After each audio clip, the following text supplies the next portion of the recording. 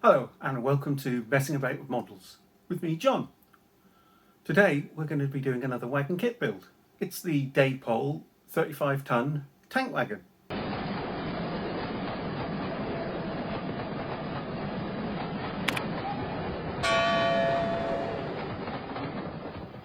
Hi and welcome to the channel.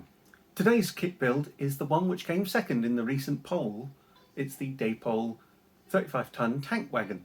This one, like the 16-ton mineral wagon kit we did last week, is an Airfix kit and dates back to the 1960s. So it'll be interesting to see how this has lasted.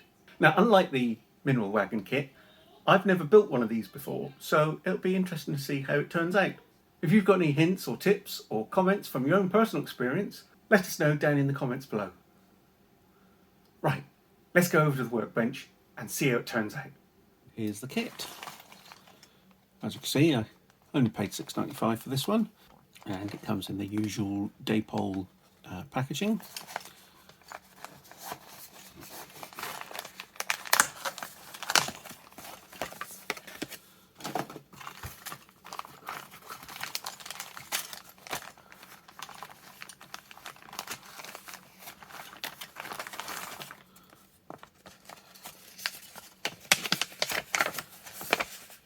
Standard Dapol instructions.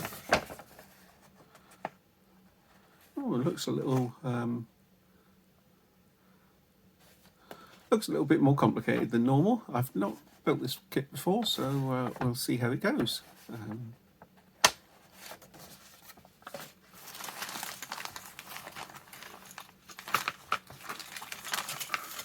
As I said, you've got metal wheels.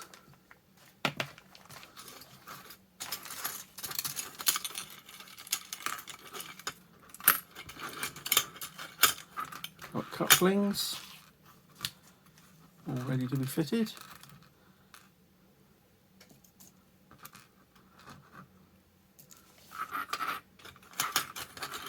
And the quality of the mouldings doesn't look too bad at all, does it? Also, there's the old Airfix plastic wheels. Now I'm going to fit the plastic ladder, but it does look a little bit on the thick side, so if you wanted to upgrade this kit, an easy upgrade would be to replace that with a metal etched ladder.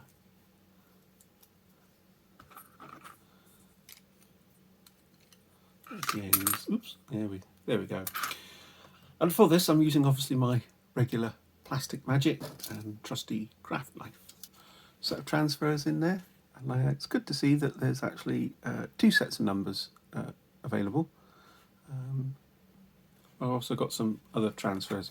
My current thinking is that rather than painting this matte black, which is kind of what they were originally, what I'm going to do is I'm going to paint this in the Esso silver grey livery that was a little bit later in the 70s that some of these carried.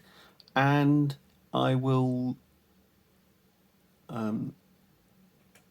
livery it appropriate to that era. I've got some other decals as well, which I might look at using, but we'll see how we go.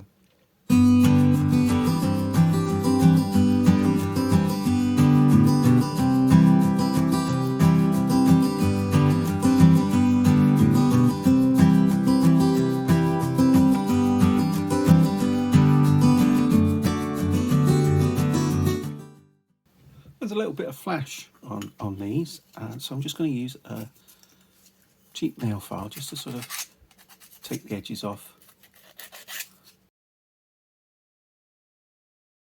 Just in those places where they join the sprue.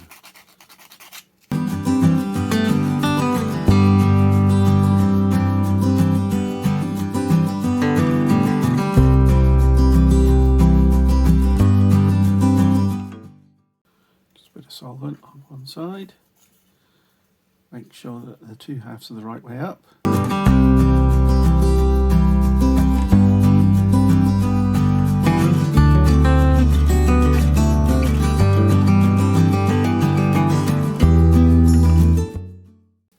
Again, this is another one of the Airfix kits that was out in the early 1960s, just when these wagons had been started being built. And there were plenty of them to see. And a lot of oil tankers were on the network at the time, of course.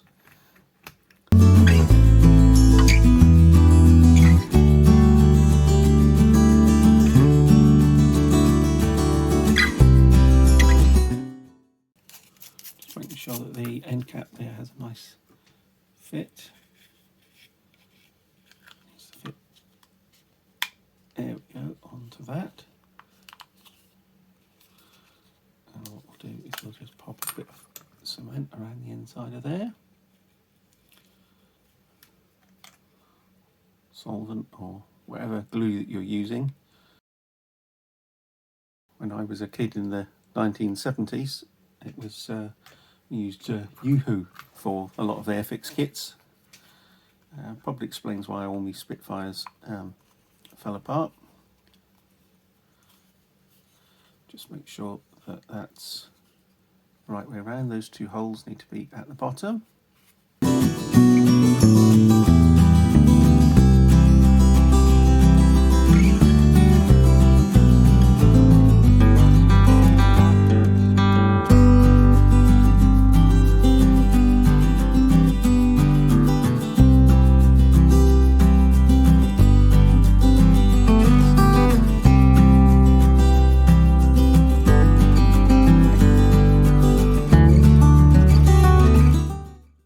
Again, instructions say that this cover can be put into either the open or closed position. Obviously the original intention was that there was to be a lot more play value with these items, like the 16-ton steel mineral wagon, but I'm just going to model it in the closed position.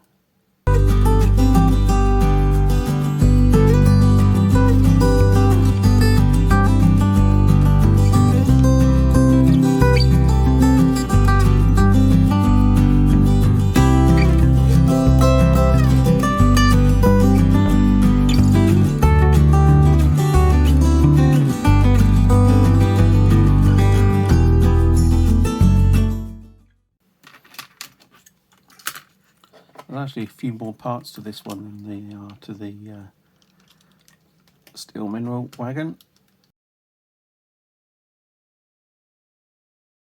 Some of them are quite fiddly, so there's quite a bit of detail to be added on this one, as we can see.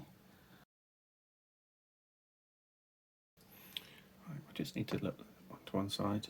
And then we're moving on to the underframe.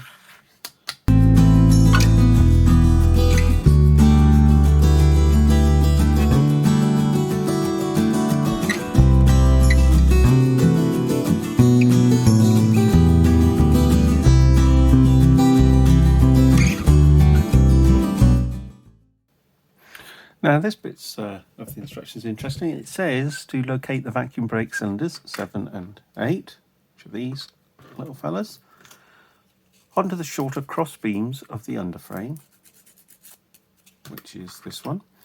And obviously that's the bottom, and so I'm kind of assuming, I don't know whether they go on this one or on this one, because it's not entirely clear from the diagram as to where they go. So I'm going to put them on this one here, because on the diagram they're kind of at the opposite end of the underframe, and they're above it as well rather than underneath it where you'd expect them to be. So what I'm going to do is I'm going to do this.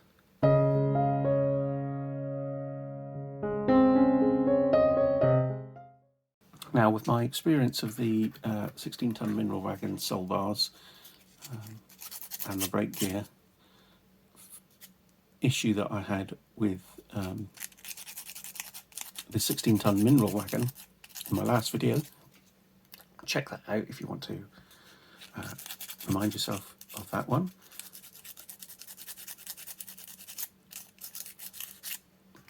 I'm just going to read ahead and see whether it might be better to sort of place these on at a slightly different time.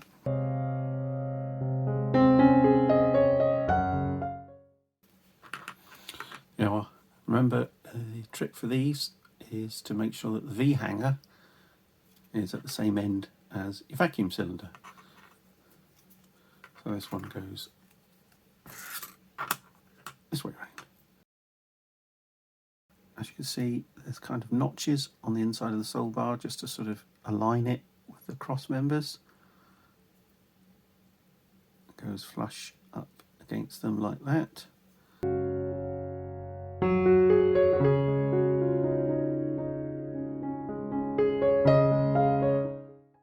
And then it says to insert the wheels, either the plastic ones, which I'm not going to bother with, or the metal ones, at this point, but I'm not going to do that. I'm going to leave that till a bit later, as I did with the mineral wagon, because I want to paint the chassis first. Now, I've noticed there's a lot more flash on this model. It's still not too bad, but there is certainly more of it than on the mineral wagon kit I did last week.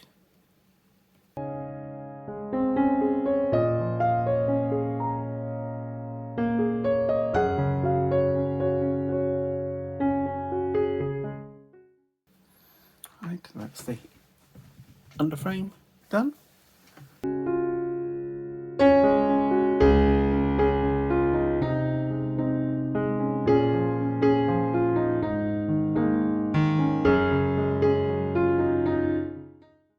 Like the mineral wagon, what I'm going to do is I'm going to cut off these two bits here before I apply it to the body. And these are obviously just to allow the coupling room to move, and that's pinged off into the nether.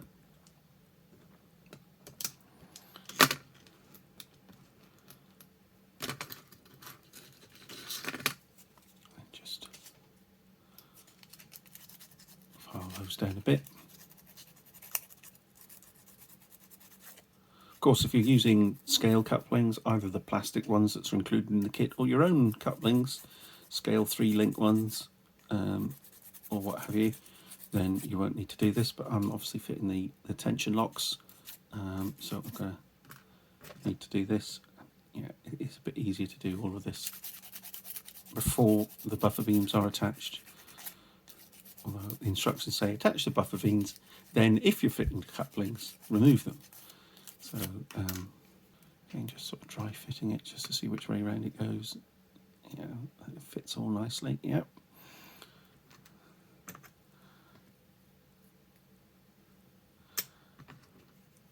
I'm probably too generous with my my solvent, my glue.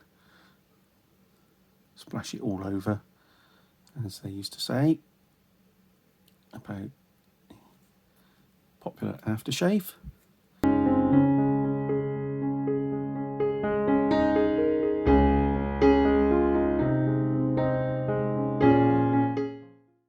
And of course, make sure you get these the right way around. There's a little lip on the inside for it to sort of overlap with the sole bars.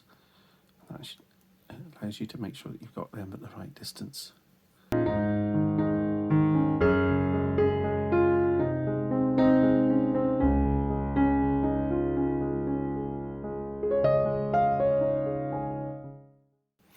Now, although the instructions say to put the coupling in now, I'm not going to do that because I'm going to paint the underframe before I pin anything in.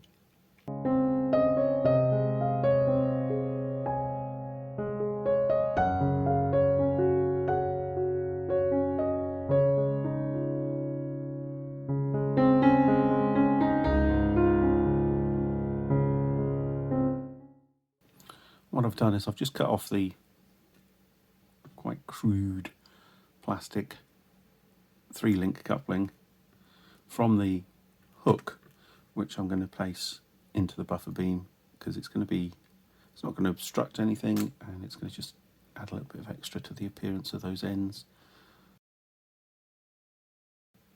And if you've got a young person who's modelling. This is ideal for them because they can do the fiddly little bits that my fat fingers are struggling with. That's that there. And then, of course, the other final touch is the vacuum pipes.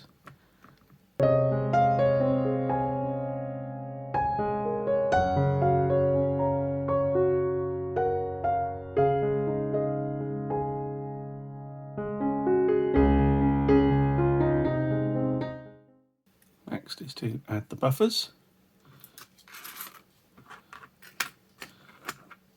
And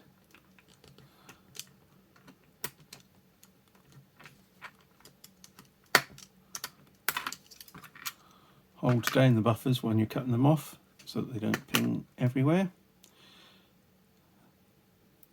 These are quite round.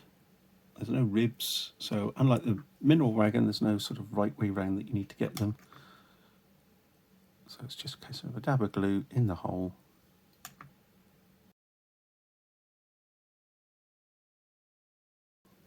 And they just pop into place.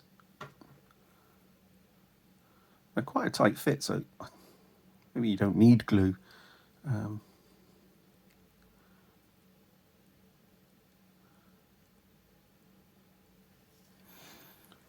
So that's that. Now the next thing is the brake shoes, which you need to fit. And unlike the mineral ones, these are individual, so you have 8 brake shoes that you need to fit. Obviously in behind there. So we'll see how they go. Again, it's a question of getting these the right way around, getting the...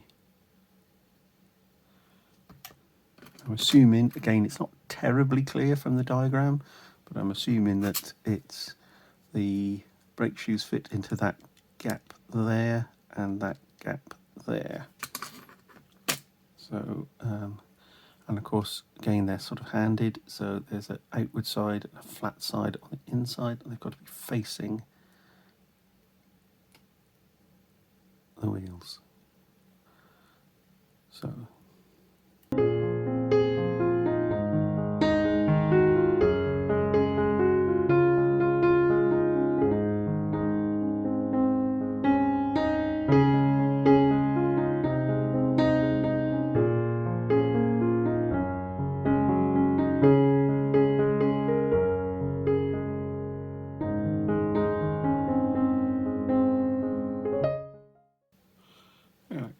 go, that's the brake shoes fitted.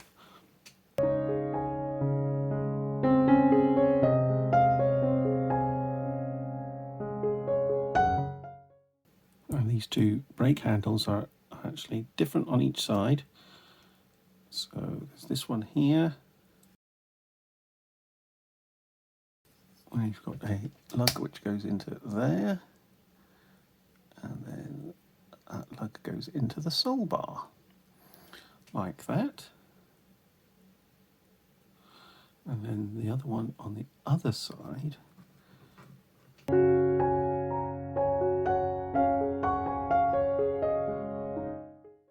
goes like that. So that's the underframe chassis complete. We'll let that dry and then that will get a coat of black. Now, I said earlier that I was a bit concerned about the weight, and there's really no place for putting the wheel balancing weights that I used on the steel mineral wagon in place. They're large and flat, and this doesn't lend itself to anything that's flat. So I've had to go back to the trusty ball bearings, which get everywhere, liquid gravity. So what I'm going to do is I'm going to try and put some glue in the barrel there, and then pour some in and get a bit of extra weight, because I think we do need really do need some extra weight in that barrel. I'm using some contact adhesive, and obviously I don't want to bung up the holes that it slots into.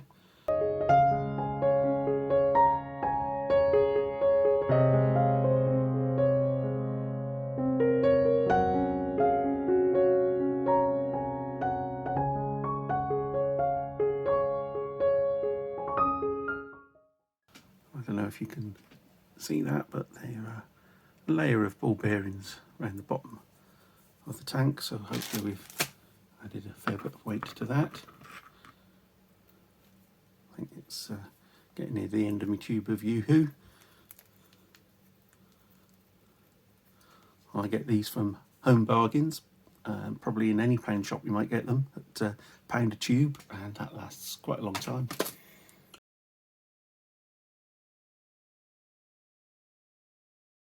Go. Give a good shake to make sure they all catch on the glue. I think that's okay. It actually feels a fair bit of weight in there. Of course, now I have ball bearings all over the desk. Now we just need to complete the final assembly on the tube before the barrel before we start painting.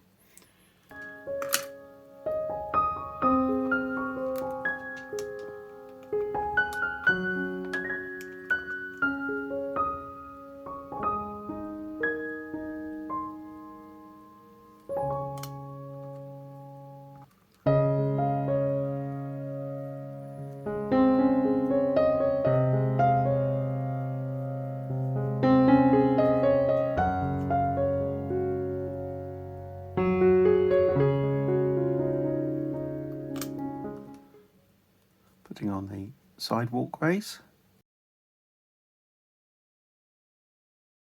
Bit of flash on these ladders. As I said at the start of the video, I'm not terribly happy with the thickness of these. I haven't got any metal ladders to hand, but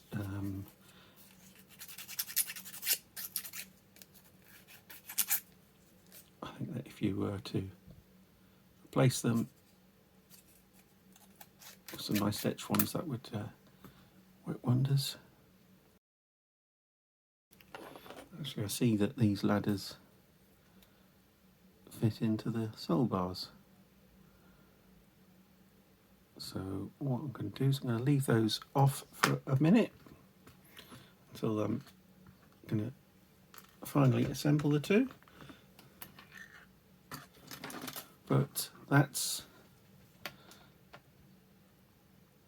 it. What I'm going to do is I'm going to paint these separately. I'm going to spray this one silver grey, and then I'm going to spray the chassis and underframe a matte black with some Humbrol spray colours, which are hopefully arriving today from a well-known retailer. I'll put links down in the description. So I've cut out all the transfers. So I'm just going to apply them to the body. I'm going to apply them to the body before I attach the body to the underframe.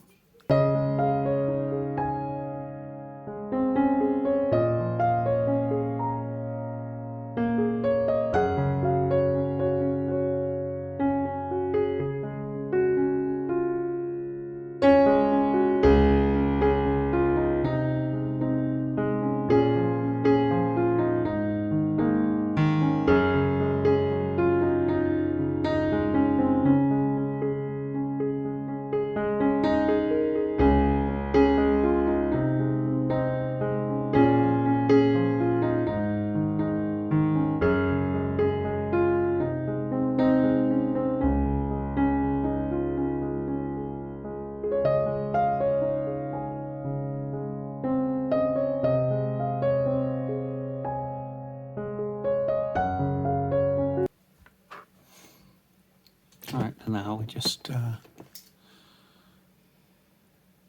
dear,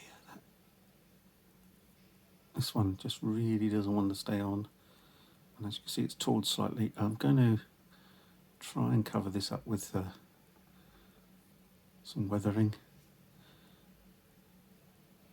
So as you can imagine, they got quite dirty. These transfers seem to be quite slippy.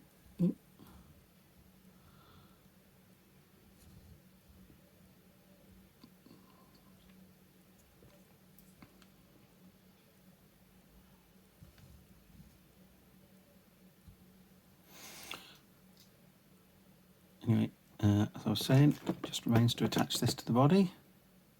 A bit of glue.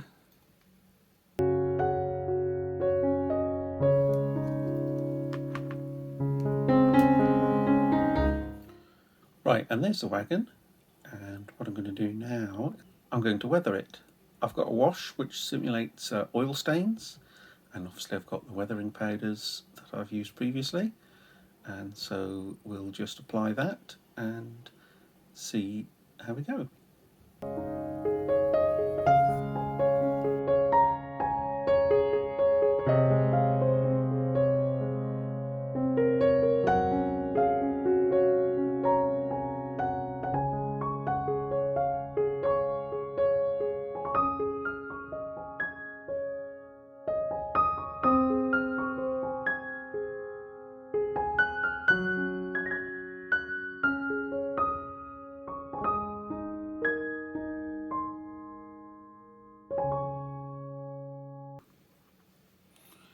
There we have it, suitably grubby oil tanker.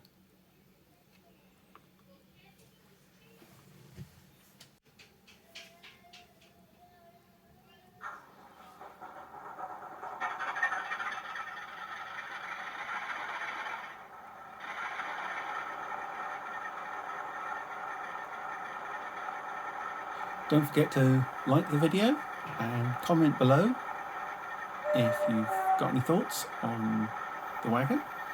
I must admit, my thoughts are that the transfers, I think, were the poorest part of it. The Esso transfers were very thin and fragile.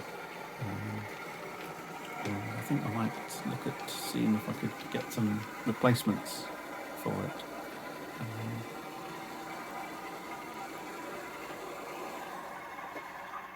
So, if you like this video, you want to check out the other one that's currently on screen, don't forget to subscribe. Check out the video that's on screen. Check out the video that's on screen, and don't forget to subscribe. See you in the next one. Bye.